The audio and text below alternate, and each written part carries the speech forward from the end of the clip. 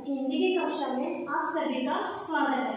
आप सभी को नव वर्ष की हार्दिक शुभकामनाएं। आशा करते हो आप सभी कुशल मंगल होंगे।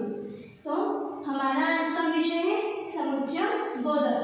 हमने अभी तक लास्ट क्लास में पढ़ा था समुच्चय बोधक वे शब्द जो एक दूसरे को एक वाक्य को दूसरे वाक्य के साथ जोड़ते हैं उसे हम क्या कहते हैं, समुच्चय बोधक। उसमें हमने समुच्चय बोधक के दो भेद पढ़े थे। पहला था समानाधिकरण और दूसरा था व्यधिकरण। समानाधिकरण जो एक शब्द दूसरे शब्द के साथ हम जोड़ते हैं, जो एक दूसरे के साथ परस्पर संबंध बनाते हैं, उन्हें हम समानाधिकरण समुच्चय बोधक कहते हैं। और व्यधिकरण समुच्चय बोधक मतलब जो एक वाक्य किसी दूसरे वाक्य पर आश्रित हो उसे हम क्या कहते हैं, व्यधिकरण समुच्चय बोधक।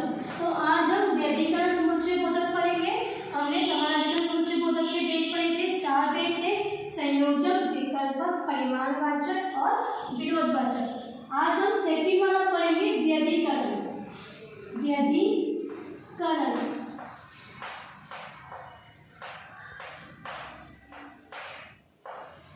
व्यधिकरण समुच्चय बोधक मैंने कल भी बताया था कि जिसमें एक वाक्य किसी दूसरे वाक्य पर आश्रित होता है तो वो क्या कहलाता है, आपका व्यधिकरण समुच्चय बोधक। व्यधिकरण समुच्चय बोधक जैसे यदि तुम मेहनत करोगे तो अवश्य पास हो जाओगे। मेहनत करोगे और अवश्य पास हो जाओगे, किस पे आश्रित हो गया, पास हो जाने पे। तो ये क्या हो गया आपका व्यधिकरण समुच्चय बोधक। अब जिस तरह से हमने समानाधिकरण के भेद पढ़े थे उसी तरह से व्यधिकरण के भी आपके 4 भेद हैं। कितने भेद हैं, 4 भेद हैं। सबसे पहला है आपका हेतु बोधक। हेतु बोधक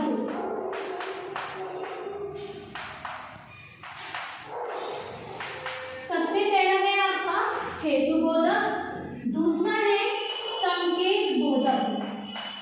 संकेत बोधक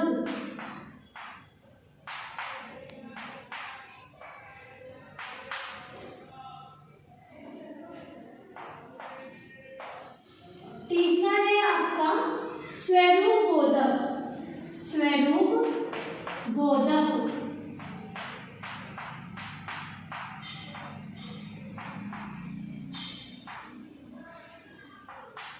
और चौथा है आपका उद्देश्य बोधक। उद्देश्य बोधक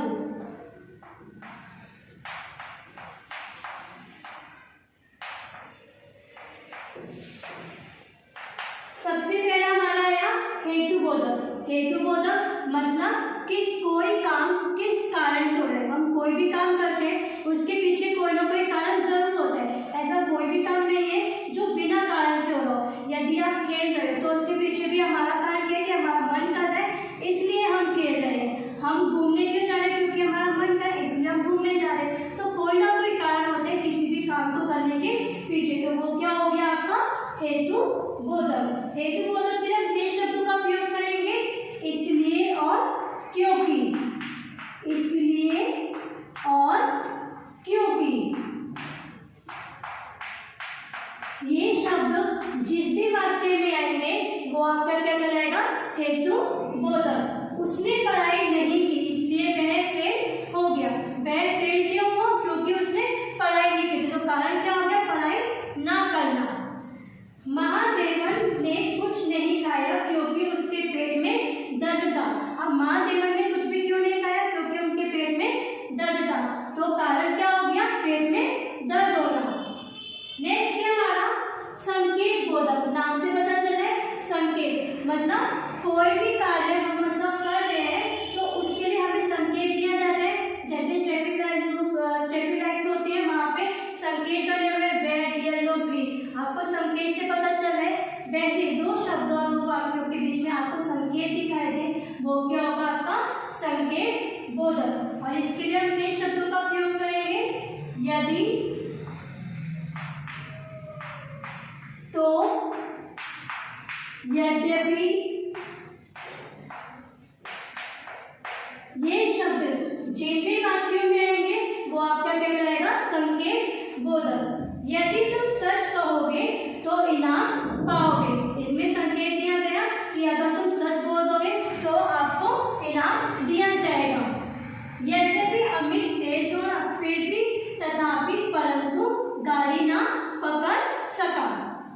नेक्स्ट है आपका स्वरूप बोधक। स्वरूप बोधक मतलब कोई भी कार्य हो रहा है उसके पीछे क्या स्वरूप है, उसका क्या मेन अर्थ है, क्या मेन पॉइंट है, वो आपका क्या होगा, स्वरूप बोधक।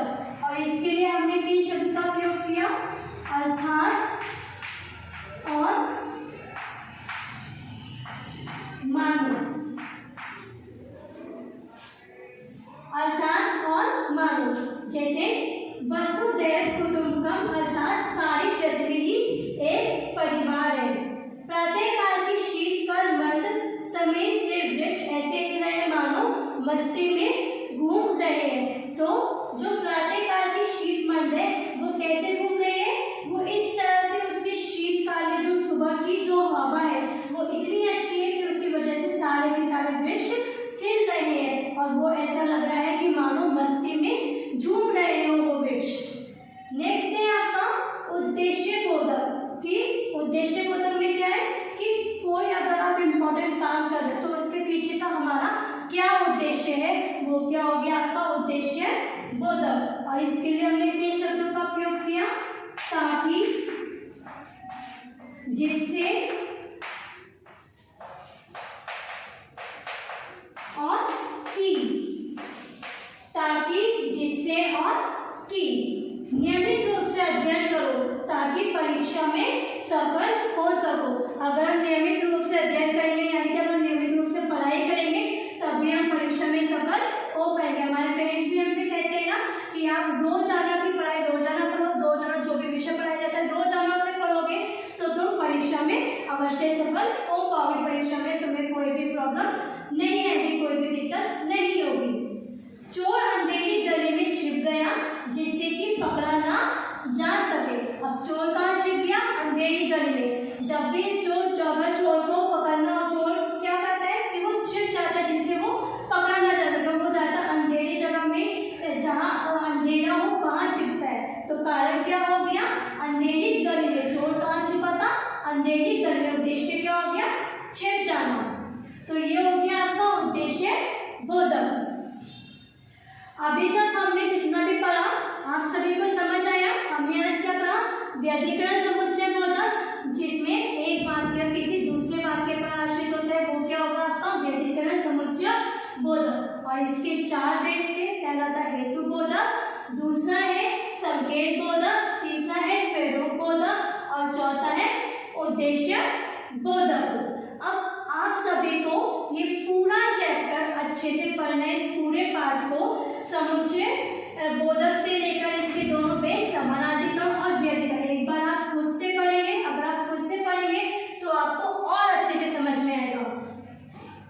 और आज का आपका होमवर्क है कि आपको इस पूरे पाठ को अच्छे से पढ़ना है और व्यधिकरण के जो 4 भेद हैं इन चारों भेदों से आपको 2-2 उदाहरण सबके लिख के लाने हैं। मैंने समानाधिकरण के भी दिए थे, अब व्यधिकरण के भी आपको अपनी उत्तर पुस्तिका में लिखने हैं। फिर ये सारे उदाहरण, सारे गृह कार्य मैं आपके चेक करूँगा।